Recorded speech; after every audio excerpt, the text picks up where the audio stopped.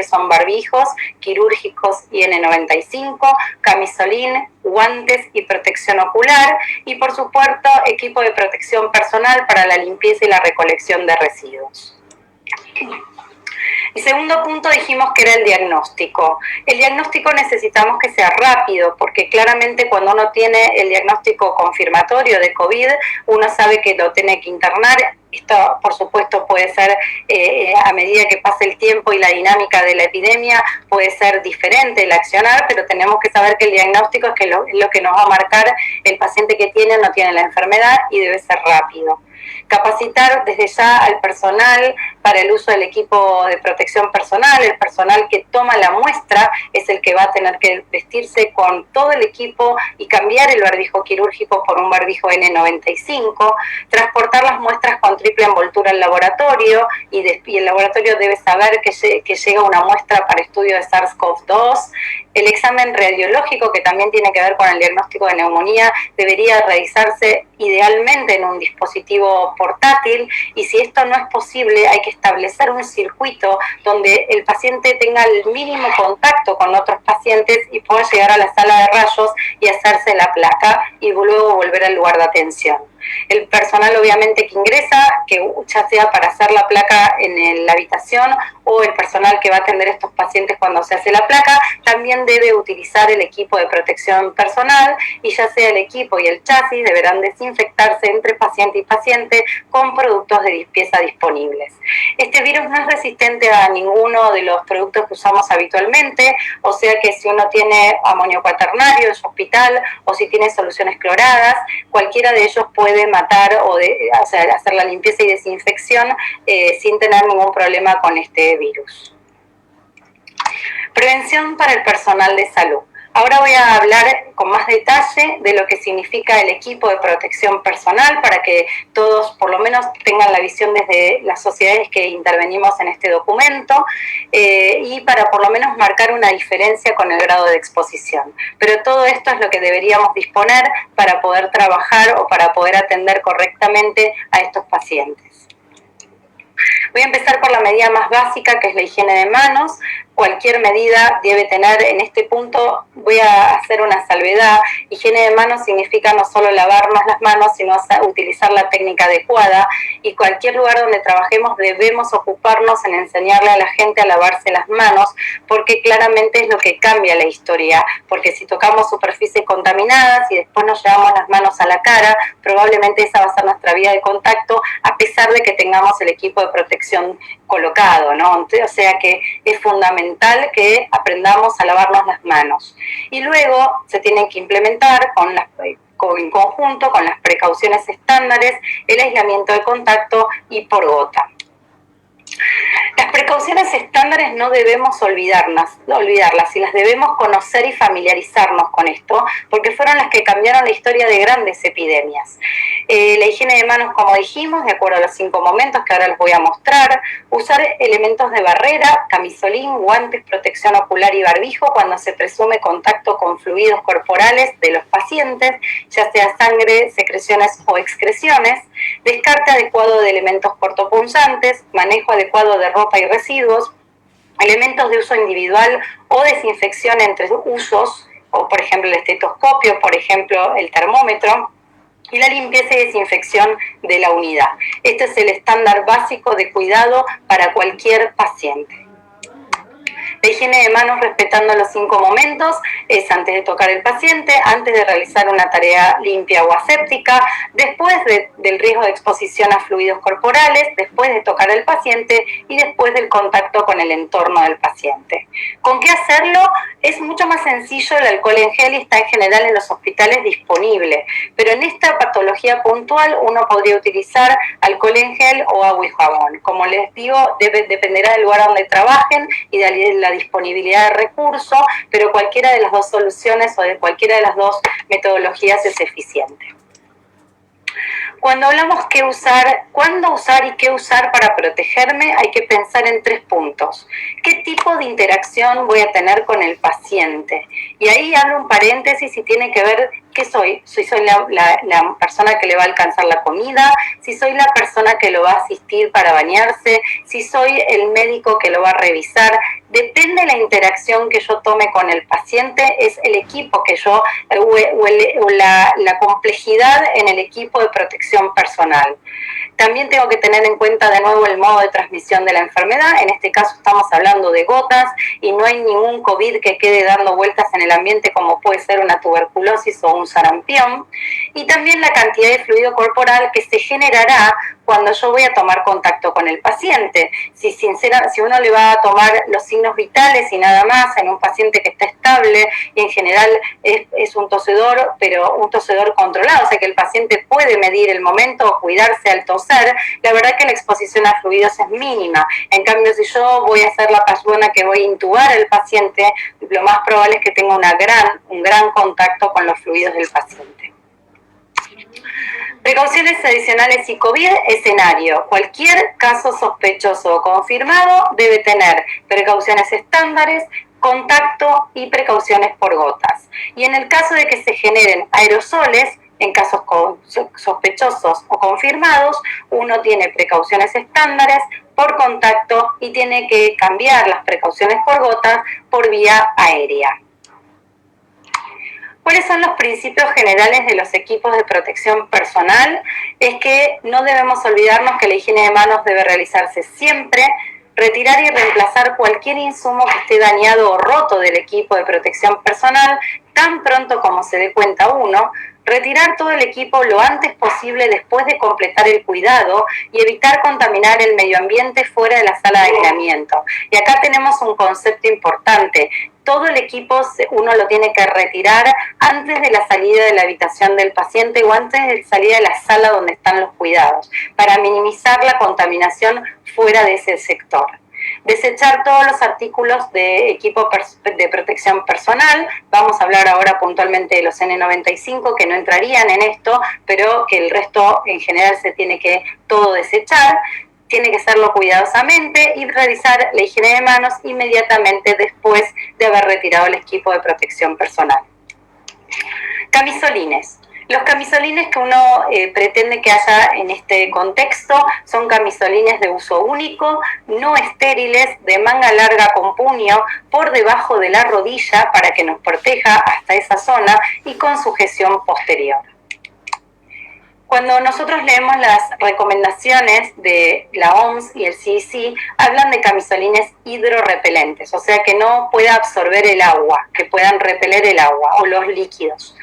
Y la realidad es que nosotros creemos que idealmente uno tiene que tener camisolines hidrorrepelentes, pero también lo dice la Organización Mundial de la Salud, que en situaciones de pandemia o escasez de recursos, tanto el CDC como la OMS recomienda el uso de camisolines de contacto en la asistencia con bajo riesgo de exposición a fluidos, por ejemplo, cuando vamos a revisar un paciente, y asegurar los camisolines resistentes a fluidos en situaciones de alta riesgo de exposición.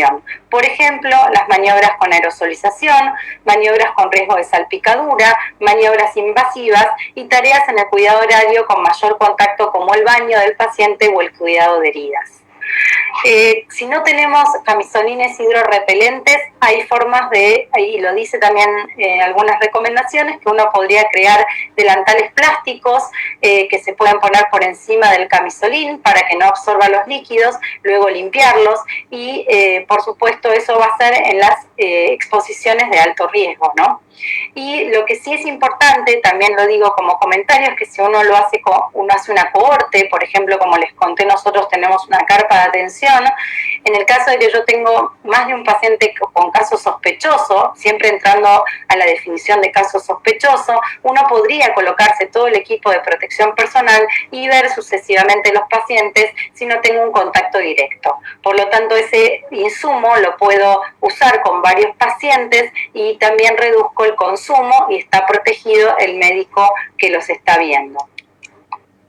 El barbijo N95. El barbijo N95 en general es un dispositivo que se usa en la cara, que tiene que cubrir al menos la nariz y la boca, y se usa para reducir el riesgo del usuario de inhalar partículas peligrosas en el aire, gases o vapores. En general se utiliza para el aislamiento que se transmite a través de vía aérea, Y en el caso de aislamiento por gotas, se lo utiliza cuando yo voy a hacer medidas o maniobras de generación de aerosoles, como dijimos, aspiración de secreciones en circuitos abiertos, toma de muestra de hisopado nasofaringio, el esputo inducido, que no se sugiere para nada, pero sería una práctica que aerosoliza, traqueostomía, ventilación manual, ventilación no invasiva con presión positiva, ventilación invasiva de alta frecuencia, la higiene bucal, la fibrobroncoscopía.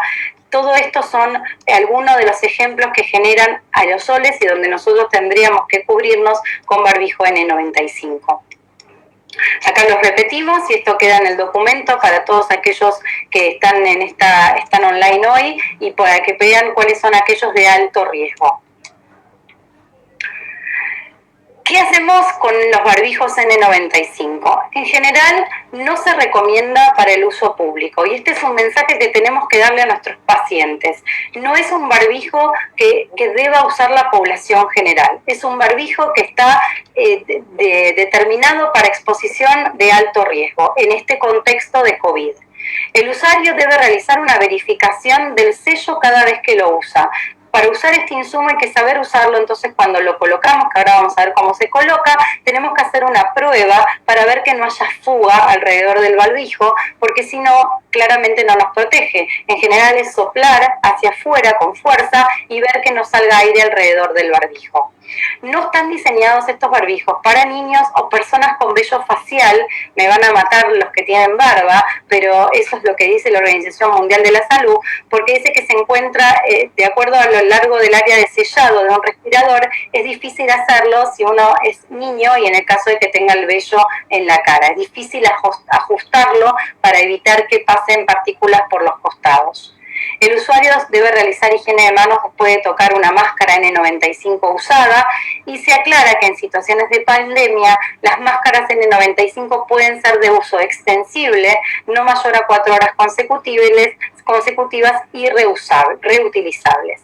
¿Qué significa esto? Que nosotros podemos utilizar este barbijo si no tiene ninguna salpicadura, si no está sucio, si no está mojado, lo podríamos aprender a sacarlo y colocarlo en una bolsa de papel, que es donde mantienen el barbijo en las mejores condiciones, y poder utilizarlo con otro paciente.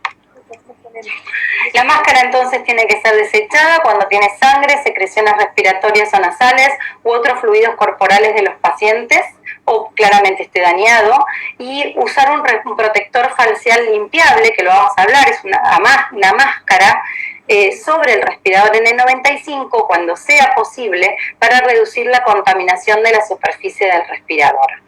Esto hace que prevenga que cuando haya aerosolización protejamos ya sea los ojos, las mucosas y a su vez tengamos una protección extra sobre el barbijo. Aquellos que no tienen esta máscara que vamos a hablar, este protector facial, la Organización Mundial de la Salud habla de que se podrían utilizar máscaras quirúrgicas por encima del respirador para prevenir esto y para aumentar su durabilidad.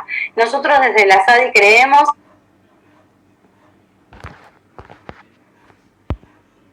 de papel y minimizar, por supuesto, la posible contaminación cruzada, almacenando los respiradores para que no se toquen entre sí y la persona que usa el respirador esté claramente identificada.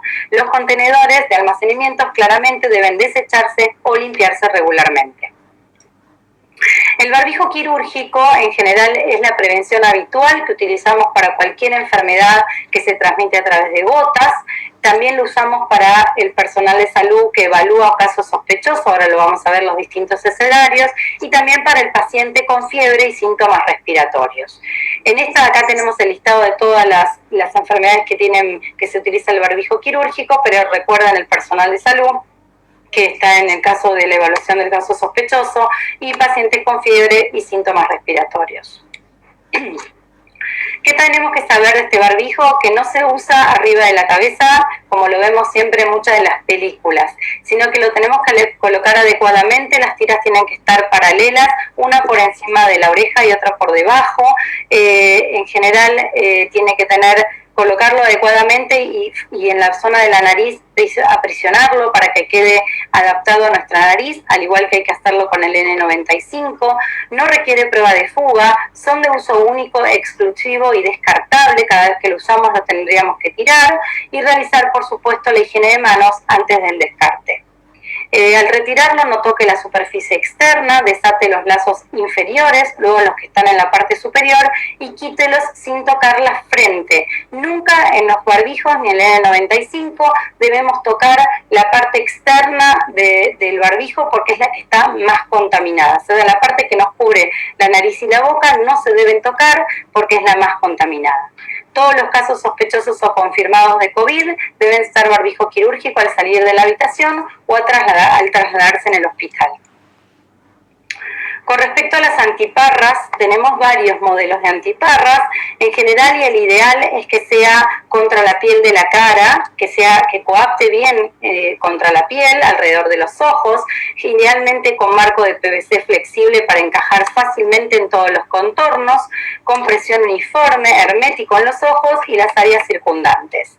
También tenemos estos lentes que usamos habitualmente, que nosotros llamamos antiparras, que no tienen estas condiciones y por eso creemos que podemos dar dos funciones diferentes. Cuando uno tiene un alto riesgo de aerosolización, utilizaría los de abajo, los que están bien herméticamente sellados, y los de arriba los utilizaríamos en exposición de bajo riesgo, por ejemplo, cuando vamos a hacer una práctica habitual o para hablar con el paciente o interrogarlo, que son prácticas de bajo riesgo. En ese caso podríamos usar las antiparras comunes. En general el lente tiene que ser transparente, antiempañante, banda ajustable para asegurarse firmemente y lo que sí, ventilación indirecta para evitar que se empañen. Todos estos insumos son reutilizables siguiendo un protocolo de limpieza y desinfección y hay algunos que son desechables, pero eso es a indicación del que los produce y el modelo que ustedes compren. La máscara o protector facial es esto que cubre la boca, la nariz y los ojos. Acá me ven ahí usando uno de los que tenemos en el hospital. Eso está hecho de plástico transparente y proporciona una buena visibilidad.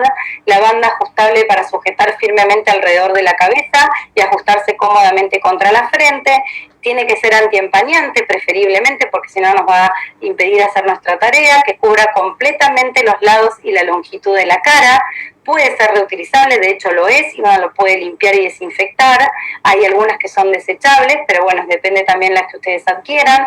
Su uso se reserva para exposición a fluidos y colabora con el cuidado del N95 para poder reutilizarlo. Tanto el CDC como la OMS habla de que uno puede utilizar ya sea la máscara o protector facial o las antiparras, es uno u otro. Lo que nosotros consideramos, y ahora lo van a ver, es que en procedimientos de alta aerosolización, por ejemplo, la intubación de un paciente sospechoso o confirmado, y uno podría usar la doble protección en ojos, ya sea las antiparras y por encima la máscara o protector facial, para también tener una barrera más y proteger el N95 de las salpicaduras o de la contaminación. Las botas y cofias. La realidad es que no son recomendadas por la OMS y es un tema muy controvertido. El SATI participó de este documento, ellos están muy a favor del uso de botas y cofia, por eso lo ponemos que es controvertido. Podría tener un lugar para momentos de mayor exposición a fluidos o maniobras de aerosolización. Ojo al retirarlas para no contaminarse y realizar la higiene de manos posterior. No sería necesario utilizar las botas si tengo el calzado impermeable. Y esto es un concepto general. En general, la gente que trabaja en áreas de críticas debería siempre utilizar calzado impermeable porque siempre están en riesgo de salpicaduras y en riesgo de tener contacto con fluidos.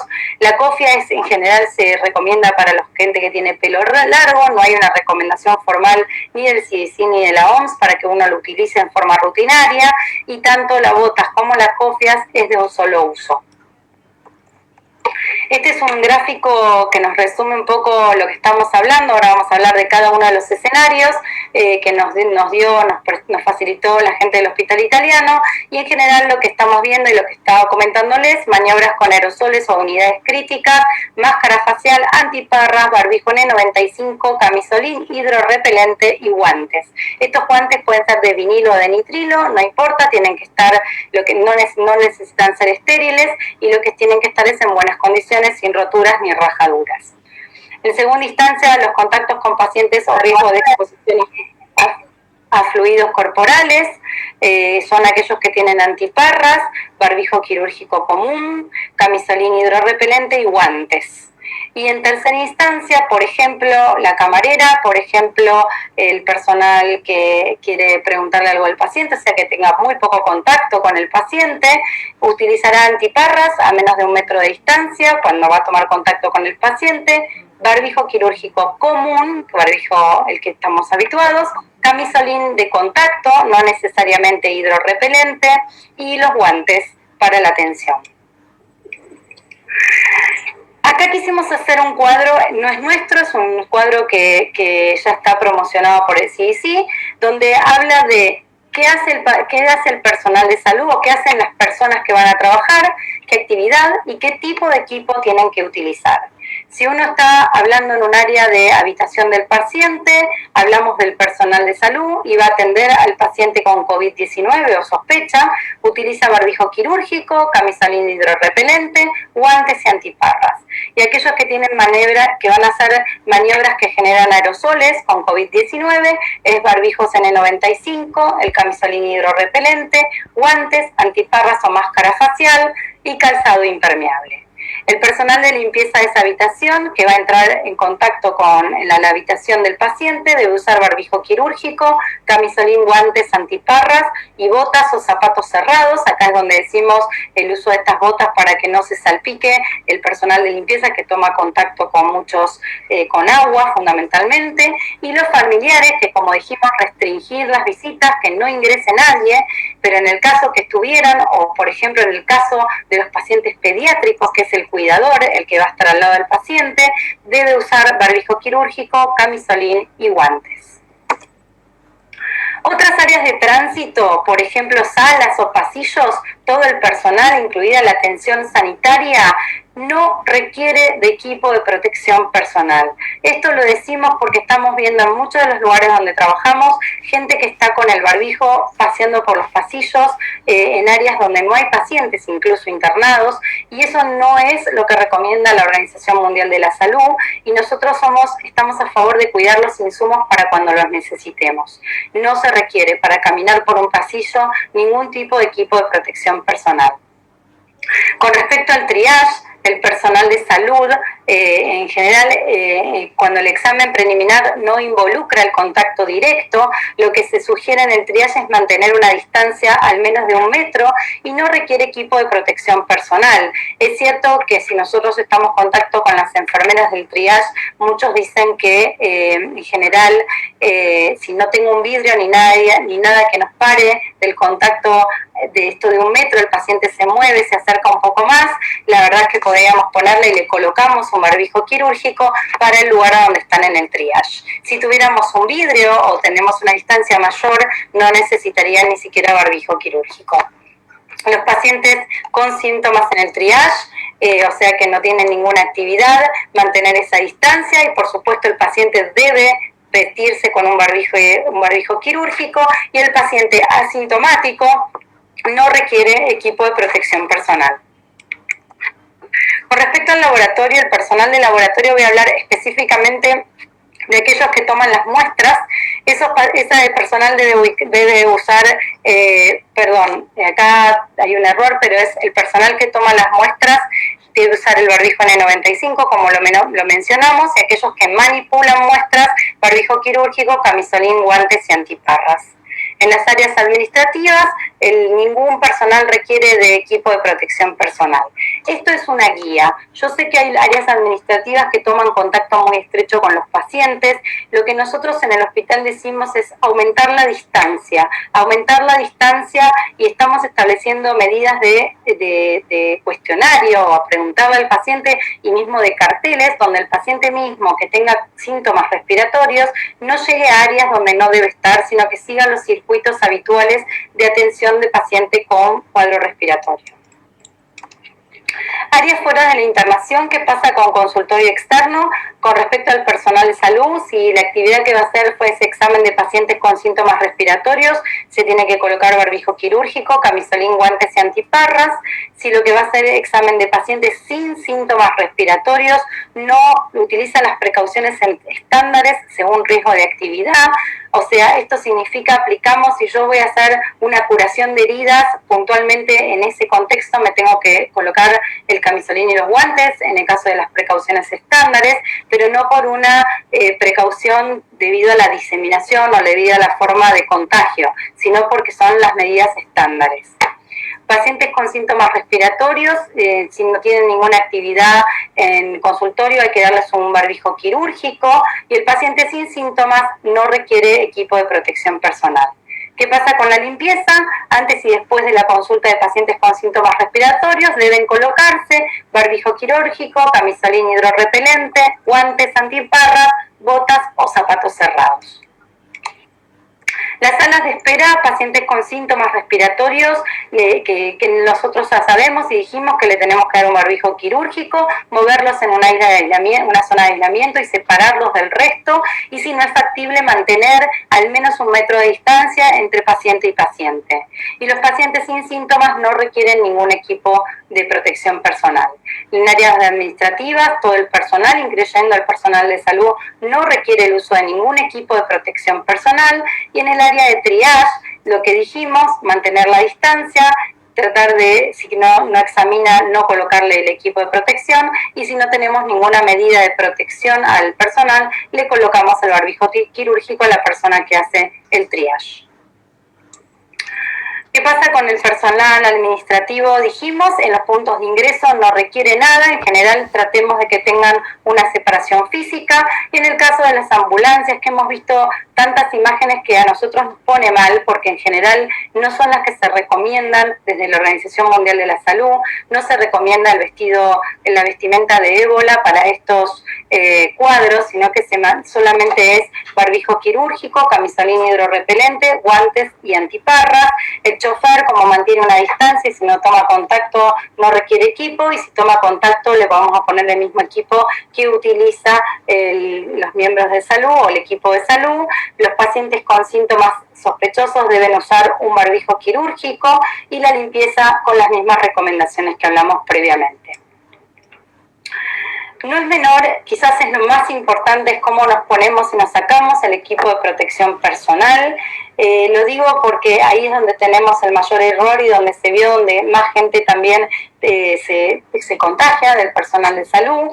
Ponerlo no es tan complejo, sino más bien sacarlo y la posibilidad de contaminación cruzada, y tiene que ver con colocarse el camisolín que cubra todo el torso, atarlo por detrás, no olvidar atarlo. Nosotros estamos acostumbrados a no atarlo o atarlo más o menos, y ahora lo que tiene que estar es bien cerrado, tanto a la altura del cuello como de la cintura. Colocar el barbijo va a depender de qué práctica vamos a hacer, si usamos el barbijo N95 o el quirúrgico, que ahí vemos en las fotos o en las imágenes cómo debemos colocarlos, asegurarlo bien, hacer las pruebas, acomodarlo bien en nariz y sujetarlo bien. Luego vienen las antiparras o la máscara facial, dependiendo de la actividad que vamos a hacer, y como les comenté, una excluye la otra, y salvo en estas situaciones que dijimos, que no tengamos antiparras que se fijen bien a la zona alrededor del ojo, entonces en ese caso podríamos usar ambas juntas, pero es en casos de alta aerosolización. Y por último, los guantes que se extienden para que cubran el puño de la bata de aislamiento. Con respecto a la técnica de extracción, no hay una sola, hay varias. Yo les voy a mostrar una que publica el CDC. Nosotros en el hospital ahora les cuento cómo lo hacemos, porque hacemos en vez de 2 pasos 1, pero básicamente lo que hice es retirar los guantes, higienizarse las manos, luego retirarse lo que es las antiparras o la máscara facial, los guantes con la técnica de no contaminación, la que usamos siempre para no tocar las superficies, o sea, de tal manera de que no tomamos contacto con la superficie contaminada, luego la higiene de manos, luego las antiparras o la máscara facial, luego el camisolín de atrás hacia adelante y en forma de rulo, lo que le decimos, lo vamos agarrando a la zona más limpia y lo vamos enrollando sobre la zona más contaminada, luego el barbijo y la higiene de manos. Nosotros en el hospital lo que hacemos es en un solo paso, esto estamos hablando de cuando utilizamos un solo guante, hay técnicas diferentes cuando utilizamos doble guante que se usa exclusivamente para la intubación, porque cuando luego de la intubación los guantes están muy contaminados y se usa para meter la rama del laringo dentro de los guantes y minimizar la contaminación, sino esto casi siempre se usa guante de un solo par de guantes, y uno puede hacer estos pasos o también puede sacarse el camisolín y los guantes en un solo paso, ya que los guantes están colocados por encima del puño, uno puede de atrás hacia adelante sacar las ataduras del camisolín e ir enrollándolo hacia adentro, dejando la superficie limpia hacia afuera y enrollando hacia adentro la superficie más contaminada hasta llegar a los guantes y desecharlo todo junto. Esto requiere práctica, simulacros y práctica. Con respecto a la limpieza institucional, ¿qué usar para limpiar? Recordar que hoy el hipoclorito de sodio está avalado para la limpieza de superficies hospitalarias y también específicamente para pacientes que tienen, para las habitaciones donde están los pacientes con COVID. Se puede usar a 500 partes por millón, en general no ofrece mayor resultado 5.000 partes por millón, o sea que con 500 a 1.000 es suficiente. En el documento figura la forma que hacemos la dilución. También se puede usar etanol al 70%, iodopovidona al 1%, y amonios cuaternarios, todos son eficaces y eficientes frente a este virus que es lábil a la acción de los desinfectantes. La cantidad de limpiezas terminales, 2 o más, a la salida del paciente de la internación. Se dice que uno debería esperar 2 horas hasta volver a poner un paciente en esa habitación, y que ese tiempo se puede reducir si yo voy a internar otro paciente que tiene la misma patología, en este caso es un caso sospechoso o confirmado de COVID. Y el doble guante lo usamos para en realidad doble guante de látex para la limpieza, y el doble guante lo estamos usando para el momento de la intubación. En resumen y para terminar, espero que esto haya servido. Esta es una recomendación de ADESI, INE, SADI y SATI. Tenemos algunas consideraciones más en el documento que tienen que ver con pediatría, con terapia intensiva, con la ropa del personal, que me voy a tomar un segundito para hablar de eso, porque sé que hay mucha preocupación entre los colegas. La ropa del personal, en general, el personal que toma contacto con fluidos, con secreciones o excreciones, en general está cubierta siempre con el equipo de protección personal, así que deben estar tranquilos. Idealmente uno quisiera que los profesionales de la salud puedan utilizar el ambo dentro de la institución y que la institución lo pueda lavar, pero eso no tenemos disponible en todos los lugares. Lo que les sugerimos es que no seamos, como siempre, andar con ambos en la calle, sino que utilizar la ropa de trabajo dentro del área de trabajo, y luego de la jornada laboral sacarlo, colocarlo en una bolsa, cerrar esa bolsa y proceder a la limpieza. También en el documento van a encontrar el manejo de residuos, de alimentación, de limpieza y el manejo de cadáveres. En resumen, entonces, para el triage solo requerimos higiene de manos y barbijo quirúrgico si es un triage pequeño, si está a menos de 1 metro y si no hay ninguna vidrio o ventana que nos pueda parar el contacto directo con el paciente. En el caso de la toma de muestra es higiene de manos, camisolín, N95, antiparras o protección facial y guantes. En el caso de caso sospechoso confirmado de COVID que requiere admisión sin procedimiento que genere la aerosolización, Es higiene de manos, camisolín, barbijo quirúrgico, antiparras o protección facial y guantes. Y en el caso de procedimientos que generen aerosoles, que ya los nombramos, es higiene de manos, camisolín, N95, antiparras o protección facial y guantes. Espero que haya sido de utilidad y muchas gracias. Gracias, Wanda, muchas gracias.